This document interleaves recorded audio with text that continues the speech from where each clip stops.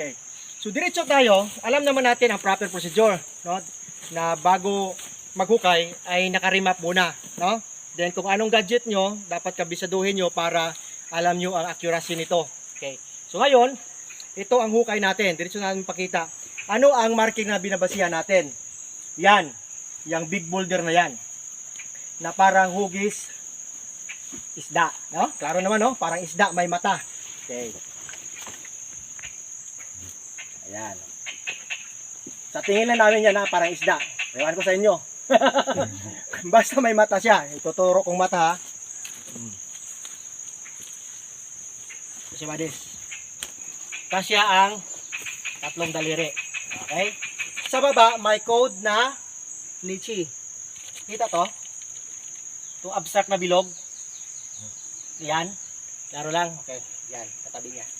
Then, naka-wall type ito. Okay? Diyan sa harap niya, creek na yan. Nag-sea-creek ito eh. Yan. Dito. Sea-creek din. Patungo doon sa right side, nag-Y-creek doon. Y-creek na yon. Doon. Din ang terrain natin is sloping. Naka-slope ito. Mga 30 degrees. Okay. Galing sa isda na to, sa taas nito, may coordinate marker yan. Big boulder. Naka-fix yan. Yan siya. Okay. Kung dito ako sa isda, dito naman sa left side ko, andun din ang isang big boulder. Okay. Tatlo na, no? Isa, dalawa, tatlo. Okay. Ngayon, bakit dito tayo naghukay? Okay, syempre. Basta hole marker bodies na nasa wall, ito tanda natin. Nasa front ang dig site. Okay, maraming vlog na ako na nagawa nito, basta hole marker ito. So, dito siya ang hole. So, in front, dito ang target natin. So, ang indication naman ito, itong naka-curve, yan, drum deposit. So, dito, ma-confirm natin yan through detection na drum deposit siya. Okay. Ito na ngayon ang hukay, 5x5, then may trapal tayo para safety. Hindi tayo makita sa langit. Mag-ulan o mag-init, may trapal tayo na protection sa atin. Okay, tingnan natin ang tinitira natin to, ibang mga boulder hindi natin kinuha. Yan.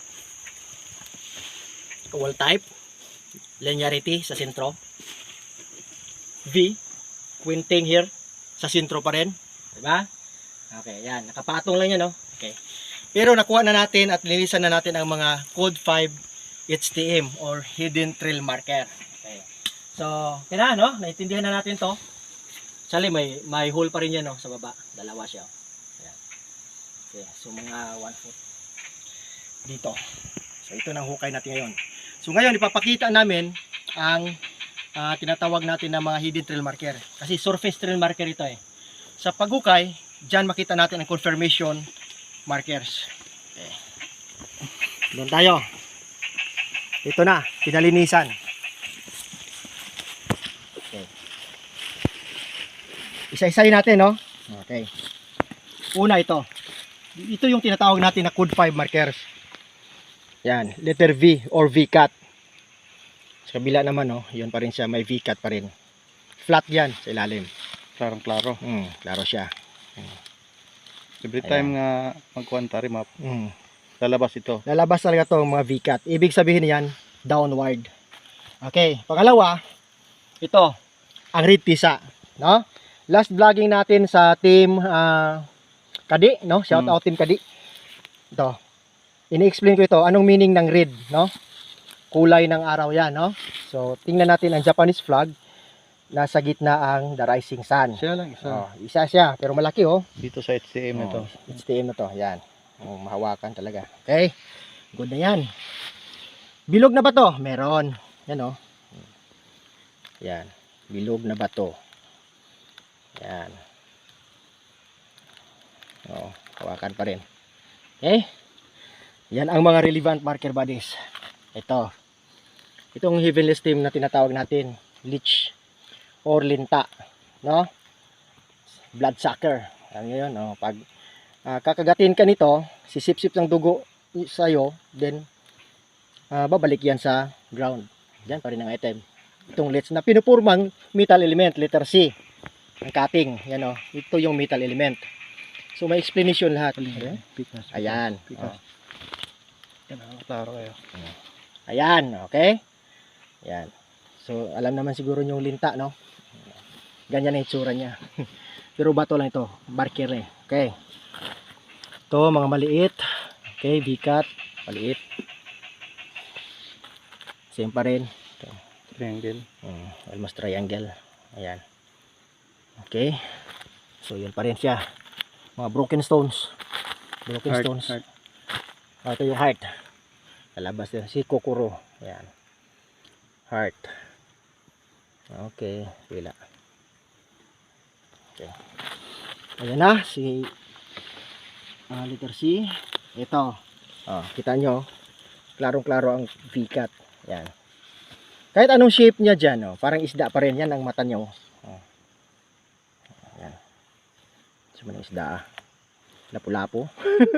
Ayan. May mata yan. Okay, sa likod yan. Ito. Lapu-lapu. Okay. So kung ano makita sa taas na marker, makita din ito. Parang isda. Ito siya. Ulo ng something animal, no? Yan.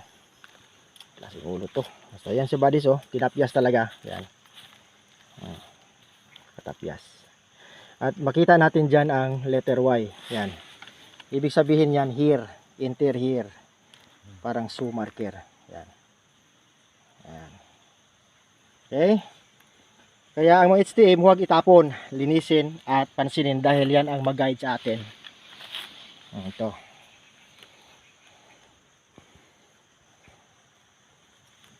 Sapatos yan, sapatos. Sapatos. Shoe marker. Ito, pati ito. Flat. Flat sa ilalim mo. Iwan pa rin, pikat. Flat indication. So may flat layer tayo na babagain. So yun ang mga relevant HTM. So kasi ang remapping natin is scientific basis, no? Alam natin na may mga engineer ang mga Hapon na kasama para mag-layout sa kanilang treasure boreal. Ito namang isa, sa isang dig site namin to na may Buddha deposit. Yan, may hole yan. Flat ito sa ilalim. Nag-iisang marker pala ito na retrieve sa 3 feet, no? Sa ilalim may hole yan, yan.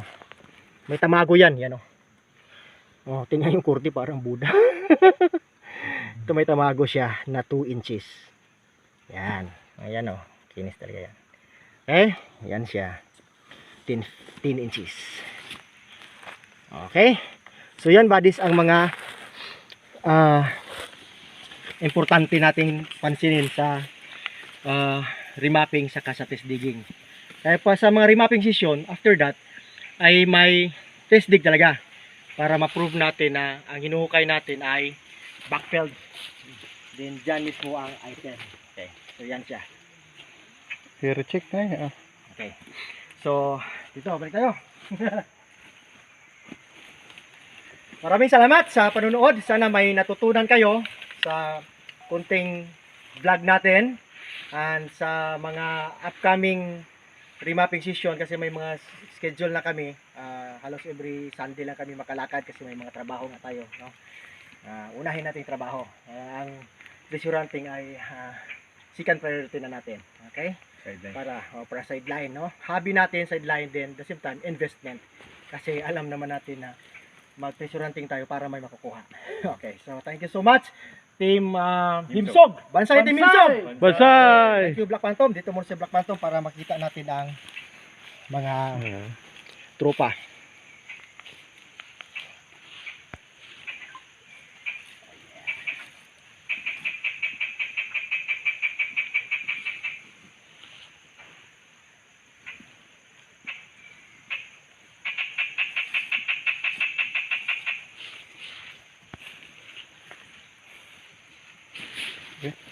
Okay, thank you very much. So, once again, ito yung mga hidden trail markers natin. Okay. Yan ang dig site. At ito ang Team Himsog. Ayan. Ito ang pinaka-fighter natin na abantiro. Si Brother Wawang on the mix. Okay? So, maraming salamat sa lahat. sa mga tropa natin from Luzon, Visayas, and Mindanao at sa ibang bansa sa buong mundo. Marami tayong subscribers eh. Okay, so shout out sa lahat ng mga viewers and subscribers. Once again, this is Chris Sniper saying it's sleep and explore. Bansay Team Himsog! Bansay! Bansay! Salamat. Thank you, thank you. Arigato gozaimasu!